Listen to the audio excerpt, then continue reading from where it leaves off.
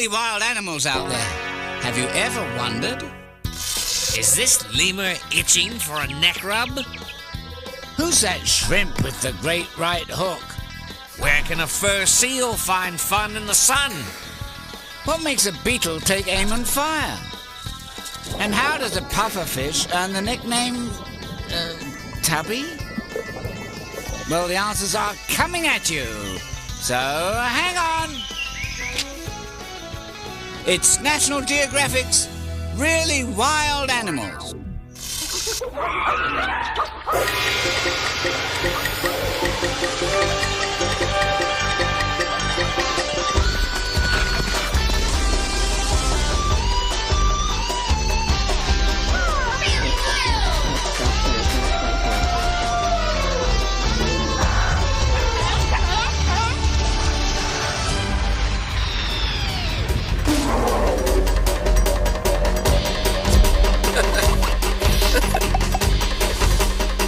Secret weapons and great escapes. Ah! Shh. Subject in sight. Ready. Aim. Gotcha! Ha! Hey, gang! It's me, Spin, your worldwide spy, sneaking a peek at the weapons animals use to survive. What? Well, it's a dog-eat-dog world. Well, bug-eat-bug anyway, where critters munch their neighbours for breakfast, lunch, and dinner. No wonder animals need weapons. No, not those kinds. And according to confidential information, some of the coolest weapons are secret.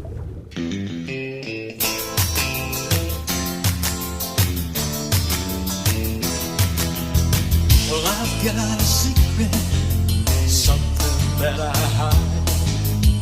You may not see it, but I've got another side.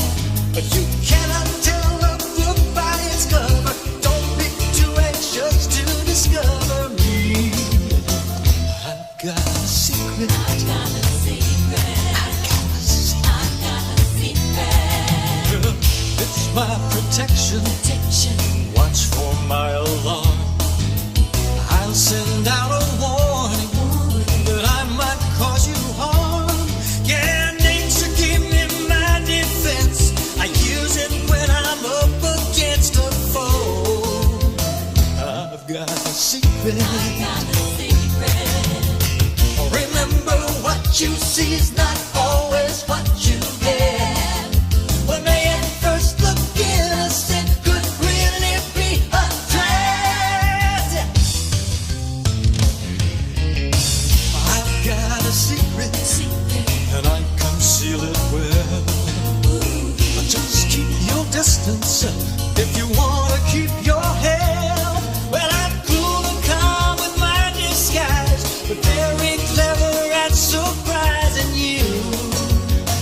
I've got a secret. I've got a secret. I've got a secret. I've got a secret. Question: if animals hide their secret weapons, how can we spy on them? Answer: we go undercover. All right, agents, open the file on secret weapon number 1. Bluffing! Also known as faking, fooling, or pretending to be something you're not. Help! It's a monster in a headdress! Ah! Actually, it's a harmless Australian frilled lizard trying to look dangerous because he's not. He can't hurt anyone unless they're offended by tasteless neckwear. He's a dude with attitude, but that's the only weapon he has. And if his bluffing doesn't work, he resorts to Plan B. Climb a tree! Here's case number 2 in the bluffing file. The owl butterfly. When an animal wants to eat it, the butterfly looks danger in the eye with fake eyes. It opens its wings and look at that. Eye spots make the butterfly look like the head of a big, ferocious owl. Wise disguise. Spies! Grab a mask and fins. Sources report that the ocean is flooded with secret weapons. Hey, somebody tell the pufferfish to watch out! That eel wants a meal! Too late. Wait! She's activating secret weapon number 2. Changing shape. Talk about a battle of the bulge. She gulps water into a sack on her belly and it stretches like a balloon. Now she's too big to fit in the eel's mouth. Aha! Saved by pigging out on water. And she won't ever need to diet. The water weight gain is temporary. After her escape, she squirts out of the water and swims back down again. Next, we'll sneak back up on land and spy on Pew! The weapon your nose will know. It's secret weapon number 3. Smell! Oh. Skunks squirt a smelly spray out of glands near their rear. They only spray when they're in serious danger, which might be soon if the cougar doesn't leave the spotted skunk alone. So then, what's with the handstand? Time out for the skunk Olympics? Actually, the handstand is a warning. It means if you leave me alone, I won't stink you up. Bop me and I'll let loose the juice. The odor is odious. Oh, good thing this isn't smell-o-vision. Okay, spies, let's fly to North America, to the palm-treed state of Florida. There, on the leaf, a Hemispherota beetle with secret weapon number 4. Athlete's foot. Feet. The strongest feet you'll ever meet. They look like built-in sneakers, and their power stays hidden until the beetle kicks it into gear. But he'd better do soon, or that hungry ant will eat him. The beetle hunkers down and grips the leaf with his feet. You could yank all day, but the beetle's gonna stay. In 1983, scientists got curious about the strength of Hemispherota's feet. So they put Hemispherota under the microscope. Whoa! His feet were brushed like bristles that had sticky pads on the ends. And there were 60,000 of them, all gripping. No wonder the ant gives up. You can fight a few secret weapons, but not 60,000. 60,000 feet! That's a lot of tube socks. And for beetles that don't have super feet, there's secret weapon number 5. The spurt that hurts. Also known as sharpshooting, gross tasting, beetle juice. Anyone who bugs this bombardier beetle gets zapped with a hot pepper spray. Just ask this frog. Yow! It's as hot as boiling water. More peppery than 10-alarm chili. The frog's tongue must feel like it's on fire. Let's check the beetle cam and see the hit in slow motion. Hot stuff shoots out the beetle's rear. Yow! Yow! It's a hotshot secret weapon. And now, watch out, baby. It's Frogskin. Frogskin? It comes in different styles, slick, moist and stretchy, or on toads, which are in the same family. It can be oh so dry and bumpy. Either way, it won't give you warts, as you may have heard, but it will protect its owner in some very clever ways. So, what's secret weapon number 6? You're looking at it. Frogskin. Case in point, if it's beautiful, beware! Brilliant, dazzling skin can be poisonous. These bright colours are a warning. They mean I look good But eat me, and you're in for a nasty surprise. So stay off my back. Let's leap over to the eastern coast of Africa, to the island of Madagascar, where the tomato frog's skin has two tricks up its slippery sleeve. First, it stretches to make the frog look bigger. Hey, great imitation of the tomato that ate Chicago. And if that won't scare off this snake, the frog's skin oozes out something that will. Goopy glue that tastes awful and makes things stick to it. What a mess.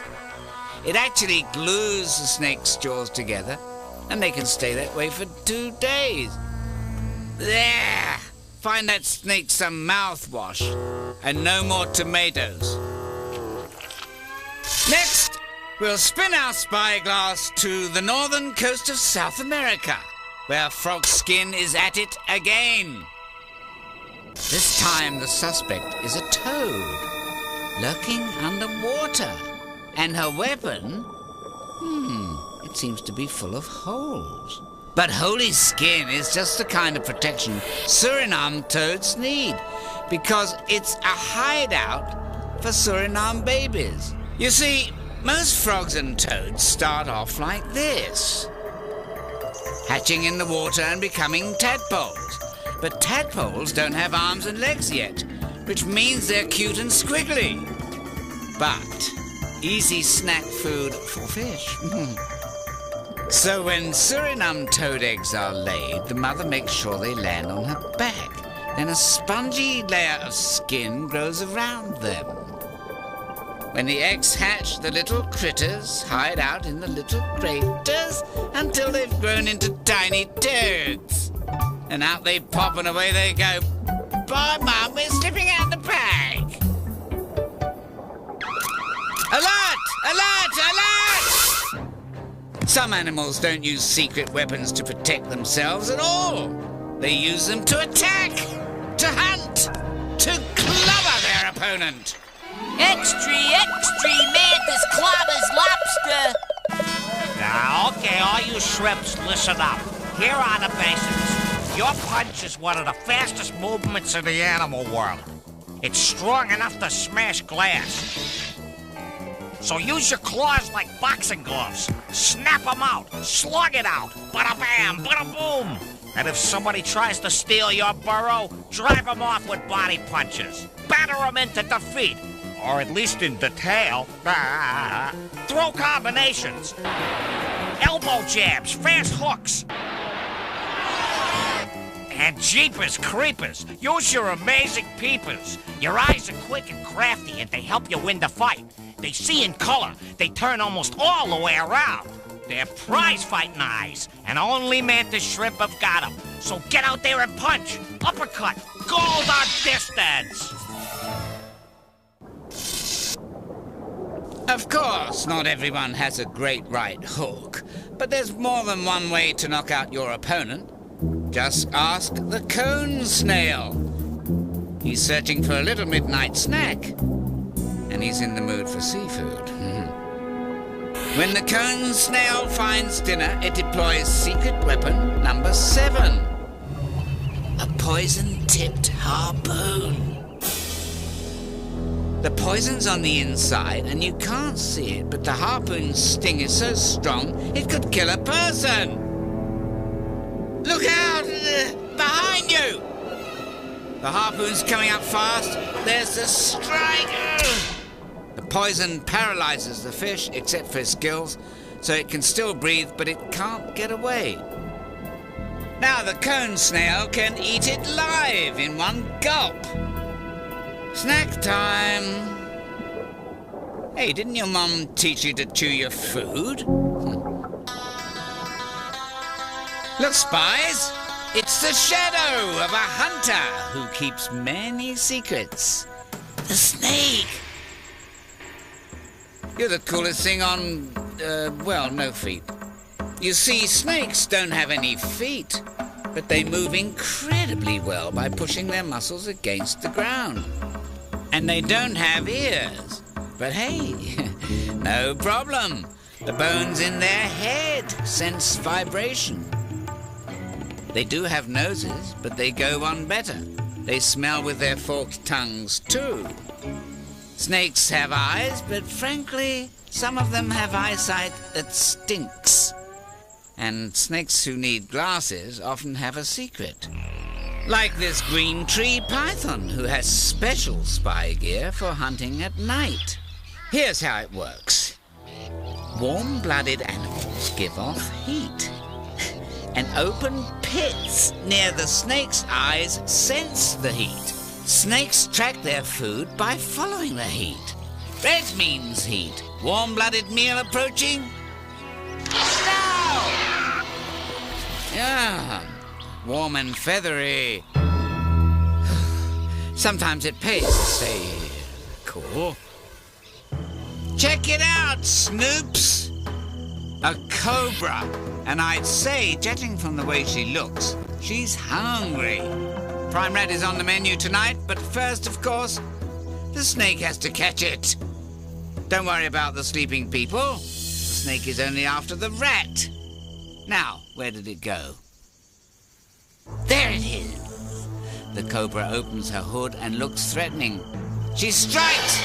Just one little bite, and not much of a fight. Wait a minute, hold it. That was too easy. Why doesn't the rat fight back?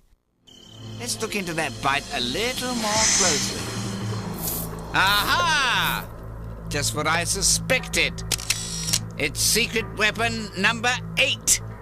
Venom. It isn't the bite itself, but what comes out of the fangs that kills. Venom is wicked strong poison. It shoots out of the snake's fangs and paralyzes most of the rat's body so he can't fight back or run away. The snake then eats her meal in peace. In one piece, that is. Thanks you very much. Hey, pal, where do you think you're going? Uncle Spin wants you. Join the Ant Brigade and be all you can be, along with millions of others. Defend life and larva. When you see the enemy, attack in a pack, then bring him back and have a snack. Learn to be loyal. Never abandon your fellow ant, even when your mushroom is bombed by raindrops. Learn to be brave. The Ant Brigade is never afraid. Hang tough. Hang together. Build bridges with your body. I don't know what I've been told. Army ants are brave and bold. Left, right, 6 legs, 6 legs. So remember, troops, your secret weapon is teamwork. Strength in numbers. Always. Hold on, I'm picking up a message. Humans are advised to stay away from animals' secret weapons. But accidents do happen. Say, for example, you chance upon a black widow spider. Just like a snake has venom, a black widow does too. So if she bites you, the venom speeds through the bloodstream. A person's muscles freak out and cramp and hurt like crazy. Being bitten by a black widow spider is serious business. But there is a solution. And though the black widow doesn't know it, she holds the secret to the cure. It's a medicine called antivenin, and it's made from the black widow's very own venom.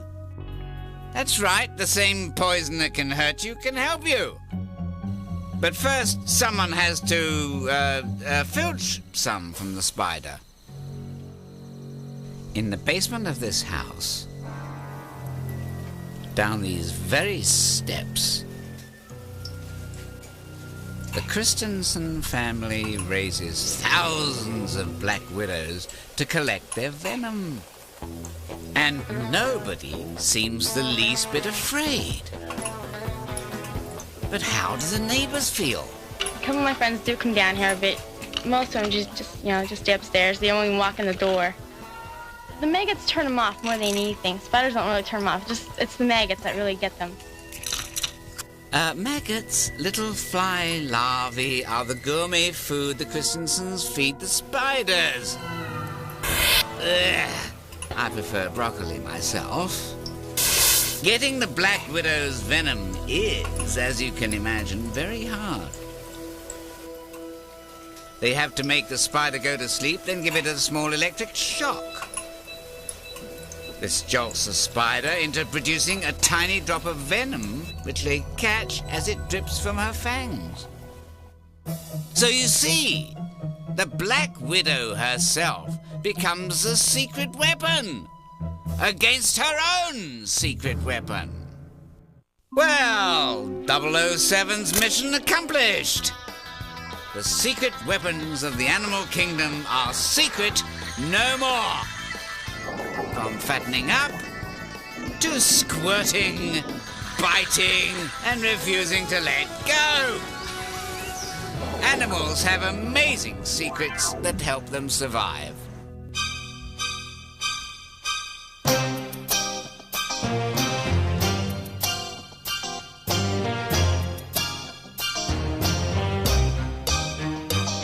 You got to stay alert, be quick on your feet, or you might get fooled by the one you wanna eat. Can't pick up a beetle with sticky shoes, and Gooey Louie fills your mouth with ooze. When a snack swells up too big for lunch, and that shrimp dinner gives you a punch, yeah, the unexpected lies in wait. By the time you figure it out, too late.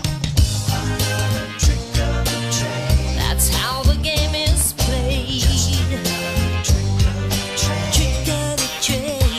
You better watch your back, you gotta watch your front, or you might get something that you didn't really want. 1 against 1,000,000 or 1 against 3. Unfair advantage, no apology. Imitation eyes or wearing disguises. It ain't easy, life's full of surprises. What do you do in this combat zone? Got to use some secret weapons of your own. Somebody just got sprayed. Trick of the trade, yeah. Got poison, you can sting them or bite them. Got claws, you can scratch them or fight them. If you can sense their body heat, well, sneak up at night for a bite to eat. Whoa. And if your enemy's trying to get you, well, puff off and bluff them. You betcha. You got that right. We use what we're given to keep on living.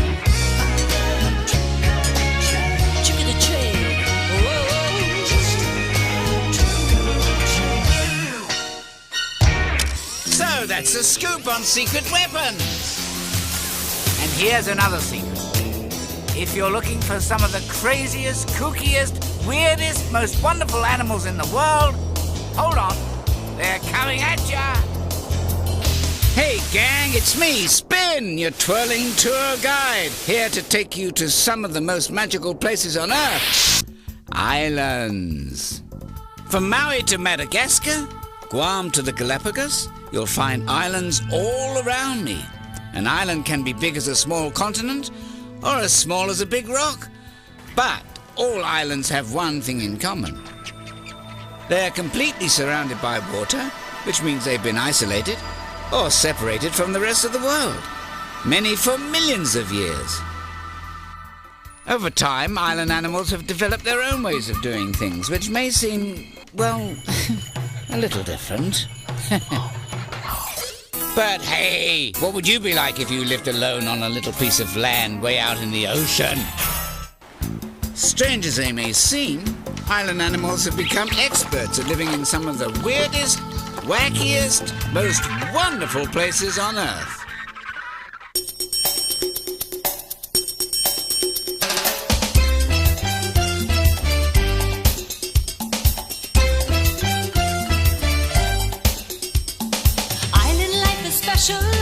Just a little strange.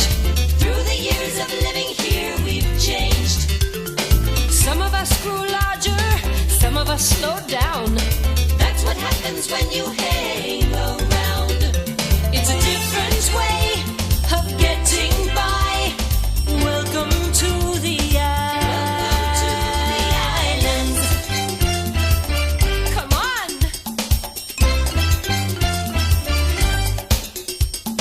Island life is easy for raising families. We don't have a lot of enemies.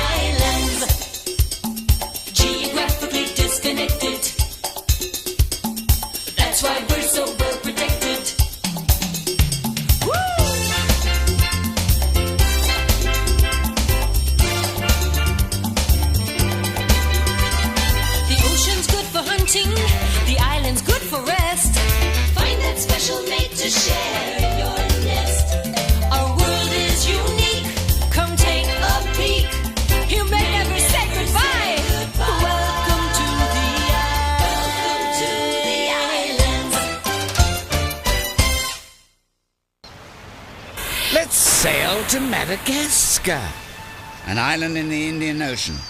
Millions of years ago, Madagascar broke off and drifted away from the coast of Africa. Today it's full of animals you won't find anywhere else on Earth, so don't even bother looking. Some of Madagascar's most famous residents are these guys, the lemurs. There are 30 different species or kinds of lemurs, and nearly all of them live right here on Madagascar. My vote for the lemurs that run circles around the rest? The ring-tailed lemurs! I wonder how ring-tailed lemurs got their name. Oh, yes. Ringtails live in groups called troops. Those ringy tails help each lemur keep in touch with his troop, and they warn rival lemurs to keep away from his territory. Other lemurs have their own ways of staking out their turf, like the Sepharkas, who get their name from that distinctive hiccup call. They don't have fancy tails to wave around, so Sepharkas use that hiccup call to let other lemurs know they're on Sepharka territory. But say you're a Sepharka and you've got to step away for a bit, how do you protect your part of the forest? You stink it up with your own special smell. Sepharkas have scent glands on their wrists, their neck, and even their well, you get the idea. That smells a signal to other lemurs that they're on this guy's turf, and they'd better shove off. Down on the ground, the ringtails are smelling it up for a different reason. Ringtail males rub scent on their tails before a fight, better known as a stink fight. Once their tails are good and stinky, these guys shake them like crazy at each other, and after just one whiff, P.U. We've got a winner. So, what's the big stink about? A lovely lady lemur. In the lemur language of love, it's the smelliest guy who gets the girl. All this love stuff can lead to just one thing: little lemurs. Like human babies, young lemurs spend a lot of time hanging around mom, but soon they're off to explore and practice leaping through Madagascar's forests. Better take a lesson from a pro. For lemurs, leaping's not just for the trees. It's also a great way to get around on the ground. See you later, lemur.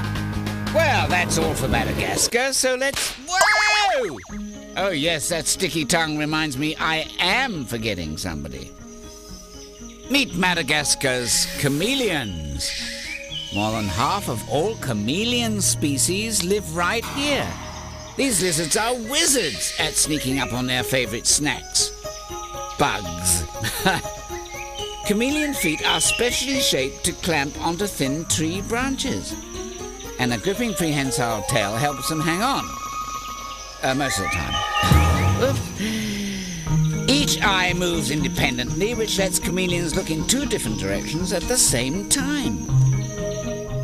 Once those eyes lock in on a target, it's goodbye, bug!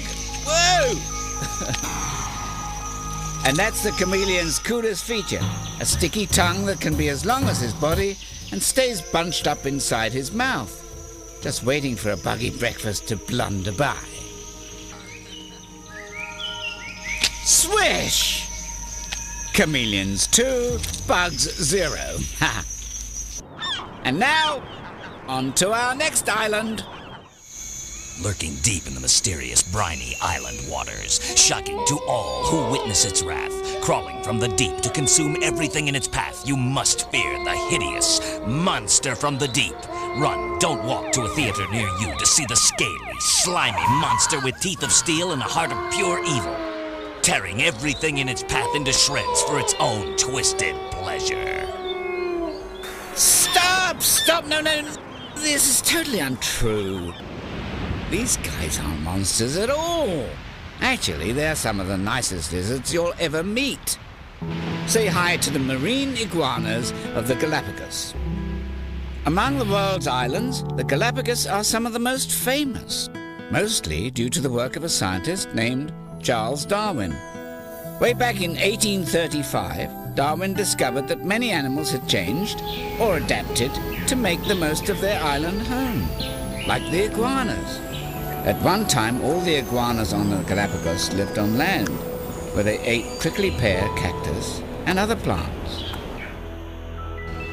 But some iguanas found food in a different place. They developed a taste for seafood. Seaweed, to be exact. Over time, they became two different kinds or species of iguana, the land iguana and the marine iguana. Darwin called this process evolution. A revolutionary idea! Islands like the Galapagos are unique places, each with its own special mix of plants and animals. Scientists call this an ecosystem, a place where every living thing depends on each other for survival. Check it out. It's the amazing ecosystem. While other systems give you miles of pipes or piles of files, the amazing ecosystem gives you everything you'll need to live a well-balanced life in the splendor of nature. You'll get land, plants, water, and ideal weather conditions. You'll also get an assortment of animal life, from insects to reptiles to, yes, even mammals.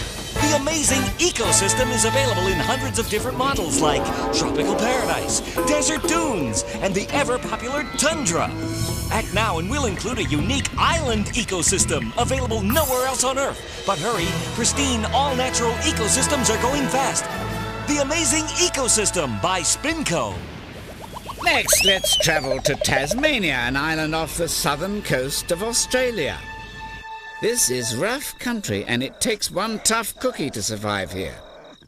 Meet Tasmania's most notorious native, the Tasmanian devil. Ugh! Breath mint? Even though the devil is no larger than your average house cat, he's still the toughest animal in Tasmania. And she's one mean meat eater. Devils will eat just about anything they can get those teeth on. So Tasmania's itty-bitty qualls stay out of their way. Which is just fine for this devil mom. She's heading for a den while her young grow in her pouch. You see, Tasmanian devils are marsupials. What's a marsupial? The following is a test of the marsupial broadcast system. Warning signs that you may be a marsupial are: your mother has a pouch that you like to hang out in. You have hair on your body and a fondness for milk. You live in Australia or Tasmania. And your friends call you quall, kangaroo, or even wombat. In the event that you are an actual marsupial, please crawl into the nearest pouch and await further instructions. Thank you. Now back to our regularly scheduled program. Meanwhile, after spending about 4 months in their mother's pouch, 2 brand new devils are ready to enter the world. Oh, so young and already so crabby. Well, if these little devils are going to grow up to be Tasmania's tough guys, they've got to start right away. This echidna presents them with their first big problem. And it's a prickly one. I've heard echidnas make a nice meal if you can just get your mouth near them. Eggs are a bit easier. And anyway, Tasmanian devils aren't picky eaters. But don't invite them to dinner. They talk with their mouth full, they don't take turns, and they eat like Tasmanian devils. A Tas can consume up to 1/3 of his own weight at one sitting. That's like your dad eating 50 steaks for dinner. Devils will devour fur, skin, and even bones. There's no doggy bag needed when a Tas leaves the table. And now it's time for the swinging new dance show that has all the kids tapping their feet and wiggling in their seats. It's the Big Bird Boparama. Hey kids, it's Big Ben, and you're watching the Big Bird Boparama. This week week, we have a special treat for all you fine feathered fans out there. The marvelous moves of island birds. Act number 1, the Birds of Paradise dancers from Papua New Guinea. Ladybirds of Paradise flip when their fellas flutter those fabulous feathers. Fantastic! Act number 2 is flown in all the way from the Crozet Islands. Meet Mr. and Mrs. Albatross doing the albatross. These crazy kids spend months alone hunting out at sea, and when they finally get together, they do a special dance they've been rehearsing for years. Let's give the happy couple a hand. Finally, act number 3 from the Galapagos Islands, the blue-footed booby. He doesn't need fancy footwork to get a girl because he's already got fancy feet. Hey, Mr. Booby, shuffle those big blue feet of yours. Well, that's all for the Big Bird Boparama Show. Tune in next week for those nutty, crazy, mixed-up birds of New Zealand. Whoa! You'll find birds on almost every island, but some of the strangest are here by Australia, on the islands of New Zealand. Take New Zealand's White Island. It's the tip of a vast volcano where vents spew steam that can reach 1,500 degrees Fahrenheit. Youch! So why is White Island home to this goofy group of gannets? You'd think all these steam vents would cook this guy's goose. Well, he and his gannet gang are smart enough to stay away from the hottest steam, while making a safe home on an island no one else will go near. Next time you're looking for a place to take a sauna, go ask a gannet. I think I'll take a little steam bath myself. Whoa! What happened to the heat? I've landed in the Southern Alps, a snowy mountain range on New Zealand's South Island. Looks like a penguin paradise, right? Wrong! In New Zealand, this is a place for parrots. Around the world, parrots live in the hot tropics, but New Zealand's Kia has adapted just fine to life in the ice and snow. The Kia's big feet are great snowshoes, and that curved beak makes a handy ice pick when climbing up snowy slopes. Kias mate for life, which means these guys have lots of practice working as a team to bring up their chicks. Mom's job is to stay in the nest with the new chicks, so it's up to Dad to hunt up grubs and bring the goodies home. Dad baths up some lunch to Mum, and Mum passes it on to the kids. That's called the bath chain. The chicks have a special slot that Mum's beak fits right into. After 4 months in the nest, our frisky Kia chicks step out for the first time, and they immediately start looking for food that isn't bird bath. But you don't know what makes a good meal until you do some taste testing. Rocks? No. Flowers? Well, berries. Now that's more like it. And breakfast is served. But wait, what about the penguins? If they're not up here in the snow, where are they? They're scrambling ashore on a patch of penguin paradise, the Snares Islands. Other penguins might think ice is nice, but these guys would rather summer in the Snares' lush forests. It's a safe, sheltered place to raise the chicks and meet up with your penguin pals. But after several months ashore, they're back to the Pacific Ocean's icy waters, where they spend the rest of the year filling up on fish. Islands like the Snares sure get crowded in the summer months.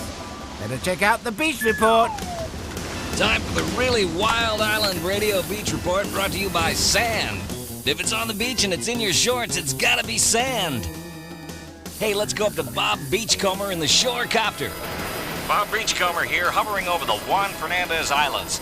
It's day 1 of the summer season, and the traffic is bumper to bumper and flipper to flipper. We're talking intense migration, so if you're a Juan Fernandez fur seal, consider using an alternate route. Beachfront parking is jam-packed, and hey, what's that? A fender bender? Oh, there's always one bully on the beach. Watch the fur, fellas. But most everyone else is having fun soaking up the surf and sun, small fry included. As usual, a new summer means a new crop of pups born right here on the beach. Careful, Mom. That's a baby, not a beach ball. Well, that's the view from up here in the air. This is Bob Beachcomber. Over to you, Spin. There's an awful lot of coming and going on islands. Visits by seagoing animals like fur seals are part of the natural cycle of life here. But some islands have been invaded by animals that were never meant to be there at all. Remember the Galapagos?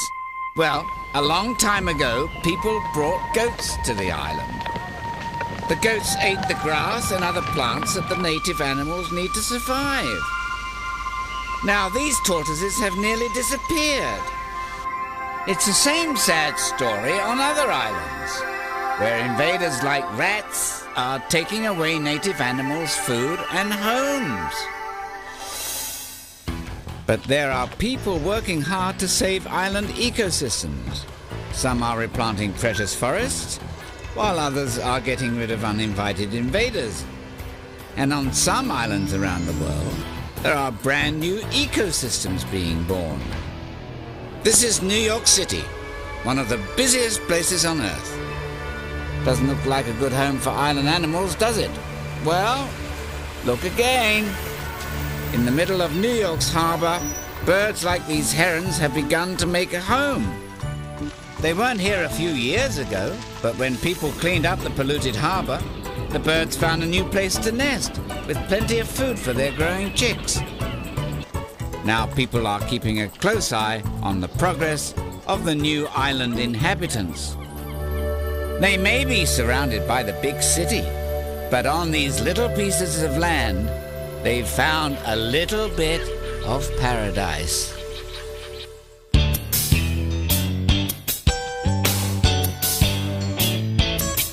Hey, all across the earth, see the spots of green among the blue. What does it mean to stand alone, to live life on your own? It's a world within a world, a solitary wonder, a self-contained community. An island is a world within a world. Yeah, yeah, feel the soft breeze. Watch the water glisten beneath the sun. So many different faces appear. You'll only find them here. In a world within a world, a solitary wonder, a self-contained community. An island is a world within a world. Don't upset it, let it be. Don't upset it, let it be. Let it be. It's already